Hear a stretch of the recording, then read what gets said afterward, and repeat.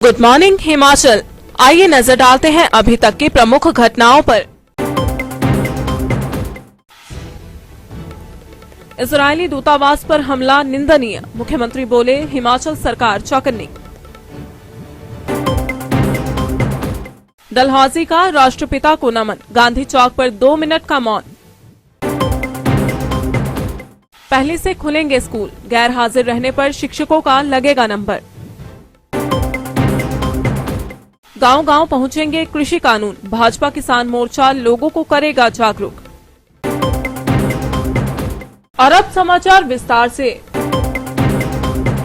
स्वच्छता राष्ट्रपिता महात्मा गांधी की बहुत बड़ी देन है। उन्होंने समूचे विश्व को मानवता, अहिंसा और सत्य का पाठ पढ़ाया। यही वजह है कि प्रधानमंत्री नरेंद्र मोदी ने भी स्वच्छता के कार्यक्रम को राष्ट्रीय मिशन घोषित किया।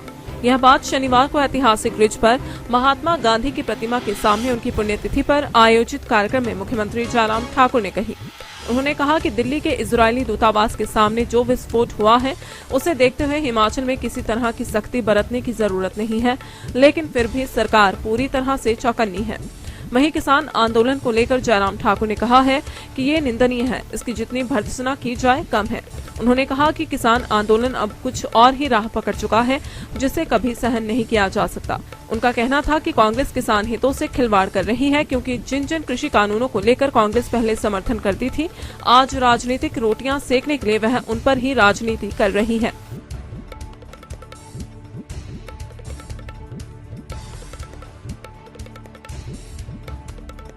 आज महात्मा गांधी जी की पुण्यतिथि पर हम उनको श्रद्धांजलि देते हैं और देश की स्वतंत्रता के लिए एक लंबा आंदोलन पूरे देश ने जो देखा, उसमें गांधी जी की भूमिका बहुत महत्वपूर्ण रही है और शांति के साथ हमको अपने इस लक्ष्य को हासिल करना चाहिए स्वतंत्रता के। इस दृष्टि से उनने पूरे देश भर में एक वातावरण खड़ा किया और पूरे देश के विभिन्न स्थानों पर जा करके देश के लोगों के बीच में एक माहौल खड़ा किया कि स्वाधीनता हमारा अधिकार है और इसको हासिल करने के लिए हम सब लोगों को संघर्ष करना चाहिए। और उस दृष्टि से हिमाचल प्रदेश में भी, शिमला में भी उनका एक बार नहीं अनेक बार आना हुआ और हिमाचल छोटे प्रदेश ने भी उस दृष्टि से जो है देश की आज़ादी के लिए, स्वतंत्रता के लिए उनके नेतृत्व में एक बहुत महत्वपूर्ण भूमिका उस वक्त भी निभाई और उनके इस योगदान के लिए वो हमेशा जो है वो स्मरण किए जाते हैं। और उस वक्त, उस दौर में भी स्वच्छता उनका एक बहुत प्रिय विषय है और उस स्वच्छता के संदर्भ में उस वक्त जो बातें कही हैं आज भी वो बहुत जो है वो तर्कसंगत है। और मुझे इस बात की भी प्रसन्नता है कि हमारे देश के यशस्वी प्रधानमंत्री नरेंद्र मोदी जी ने गांधी जी के इस स्वच्छता के उस आंदोलन को आगे बढ़ाने में और गति दी है, तेज गति से इस आंदोलन का हिस्सा बने और स्वच्छता हमारे जीवन का एक नियमित एक विषय बने। उस दृष्टि से जो है हम आगे बढ़ कर के काम कर रहे हैं। और आज की इस अवसर पर, इस पुण्यतिथि पर महात्मा गांधी जी को मैं श्रद्धांजलि देता हूं और उनके योगदान को स्मरण करता हूं। मैं बहुत ज़्यादा कुछ कहना नहीं चाहता हूं। पूरे देश के साथ पूरी दुनिया ने देखा ये आंदोलन किसानों का आंदोलन है, ऐसा अब लगता नहीं है। कुछ और ही आंदोलन होकर के जो है वो देश के सामने। ऐसी परिस्थिति में जिस प्रकार से दिल्ली में गणतंत्रता दिवस के अवसर पर सारी परिस्थितियां वहाँ पर पैदा करने की कोशिशें हुई, वो पूरे देश ने देखी है। वो जो है वो चिंता का भी विषय है और साथ साथ में मैं ये भी कहूँगी वो चीज़ें बर्दाश्त भी नहीं होंगी कि वो बहुत एक इस तरह की घटना है जिसकी हर तरह से निंदा होनी चाहिए। लेकिन इस दृष्टि से हिमाचल प्रदेश में कोई हमारे लिए खतरा है, कोई इस प्रकार से कोई ऐसी हमारे लिए कोई चुनौती है, ऐसी परिस्थिति तो नहीं लगती है। लेकिन फिर भी उसके बावजूद भी ऐसी घटनाएं कहीं भी देश में की जा सकती हैं, कुछ ऐसे लोगों के माध्यम से जो देश का हित नहीं चाहते हैं। और ऐसे में हिमाचल प्रदेश में हम पूरी तरह से अलर्ट हैं और हम राष्ट्रपिता महात्मा गांधी की 73वीं पुण्यतिथि चंबा के डलहौजी में मनाई गई। इस अवसर पर गांधी चौक पर प्रशासन ने सरदार अजीत सिंह यादगार सभा के सहयोग से श्रद्धांजलि समारोह का आयोजन किया। कार्यक्रम में नायब तहसीलदार अजीत सिंह ने विशेष तौर से उपस्थिति दर्ज करवाई। इस दौरान गांधी चौक पर स्थापित राष्ट्रपिता महात्मा गांधी की प्रतिमा पर पुष्प अर्पित कर 2 मिनट का मौन रखकर बापू को नमन किया गया। नायब तहसीलदार ने कहा कि आज पूरा राष्ट्र राष्ट्रपिता महात्मा गांधी की अहिंसावादी विचारधारा को नमन कर रहा है। राष्ट्रपिता महात्मा गांधी की सोच और उनके विचार हमारे लिए हमेशा से प्रेरणादायक रहे हैं। उन्होंने कहा कि जिस तरह उन्होंने अहिंसा के पथ पर चलकर देश को आजादी दिलाई, वह वास्तव में पूरे विश्व को अचंभित करता है। इस अवसर पर सरदार अजीत सिंह यादगार सभा के महासचिव वीरेंद्र ठाकुर, एसडीएम कार्यालय अधीक्षक विनोद ठाकुर, चौकी प्रभारी हेमराज, अरुण और अन्य गणमान्य लोग मौजूद रहे। हिमाचल सरकार के दिशा निर्देशों के तहत 1 फरवरी से 8वीं से लेकर जमा 2 कक्षा तक के छात्रों के स्कूल लग जाएंगे। इसके लिए शिक्षा विभाग ने तैयारियां पूरी कर ली हैं। इसी कड़ी के तहत शिक्षा खंड सुंदरनगर में भी विभाग की ओर से बीपीओ सुंदर सिंह ठाकुर ने बताया कि 16 सीनियर सेकेंडरी, 13 हाई और 24 मिडिल स्कूलों में 1 फरवरी से क्लासेस लग जाएंगी।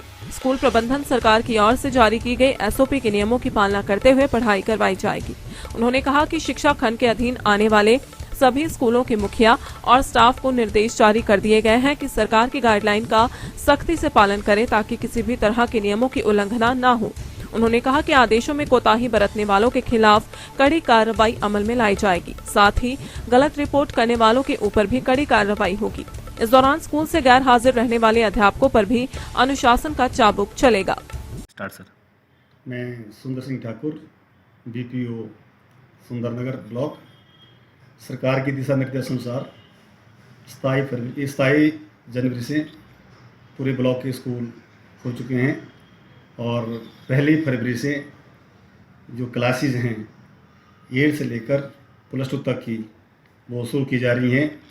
सरकार के दिशा निर्देश अनुसार जो एसओपी जारी की गई है, उस एसओपी के अनुसार जो है क्लासेज को शुरू करने के लिए इस पूरे ब्लॉक के द्वारा और हमारे विद्यालय के द्वारा जो है पूरी तैयारी कर ली गई है, जिसके अंतर्गत सैनिटाइजेशन की व्यवस्था की गई है, थर्मल स्कैनिंग की व्यवस्था की गई है और हर कमरे की सैनिटाइजेशन के साथ साथ साफ सफाई की व्यवस्था की गई है।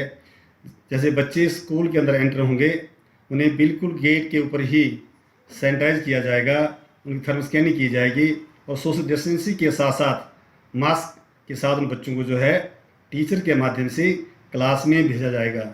पढ़ाई के अलावा जो है विद्यालय के अंदर किसी प्रकार की कोई अन्य गतिविधियां नहीं होंगी, चाहे स्पोर्ट्स की एक्टिविटी है, चाहे प्रेयर की बात है, चाहे कल्चर की बात है, चाहे एनएसएस और एनसीसी की गतिविधियां हैं, किसी प्रकार की कोई गतिविधि नहीं होंगी। केवल जो स्कूल का जो सिक्योरिटी डिपार्टमेंट है वह बच्चों के आने के लिए जो स्कूल का गेट है वहाँ पर व्यवस्था करेगा ताकि बच्चे जो है ठीक प्रकार से जो है रोड को क्रॉस कर सके।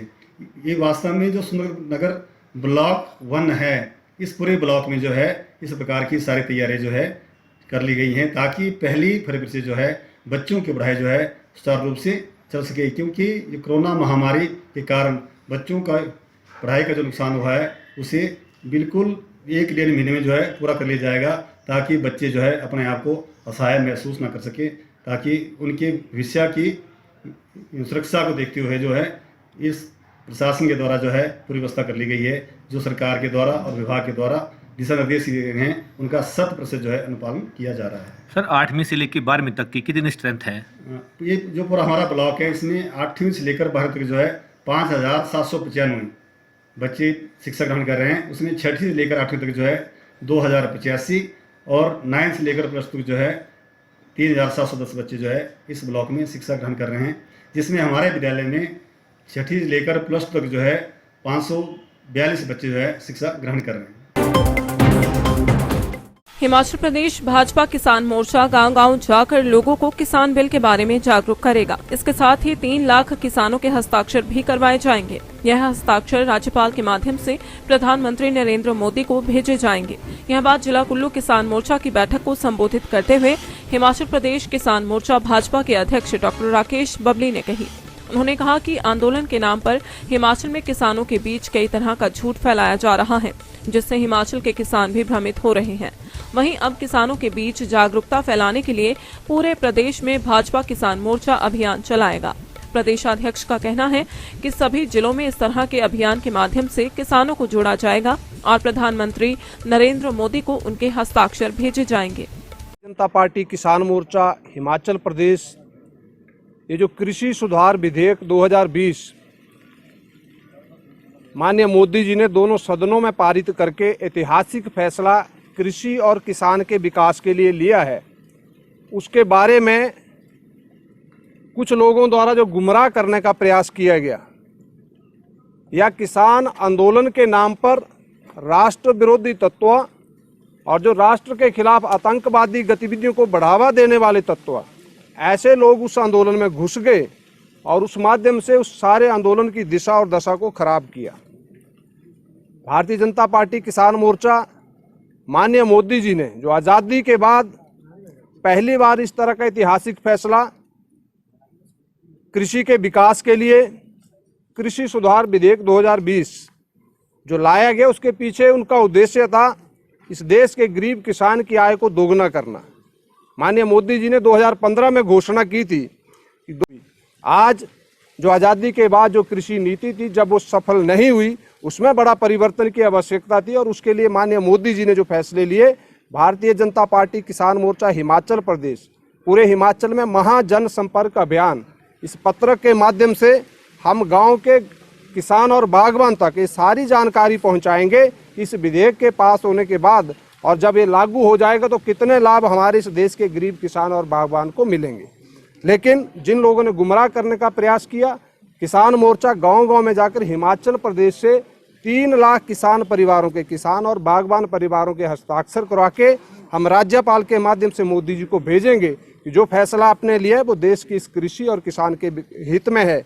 और ये सारी नीतियां मोदी जी की नीति और नीयत बिल्कुल स्पष्ट है कृषि और किसान के विकास के लिए। और जो 26 जनवरी को दुर्भाग्यपूर्ण घटना हुई है उसकी भी हम कड़े शब्दों में निंदा करते हैं और ऐसे लोगों के खिलाफ कड़ी से कड़ी कार्रवाई होनी चाहिए जिन्होंने इस तरह के लोकतंत्र के ऊपर तलवार तंत्र को चलाने का प्रयास किया।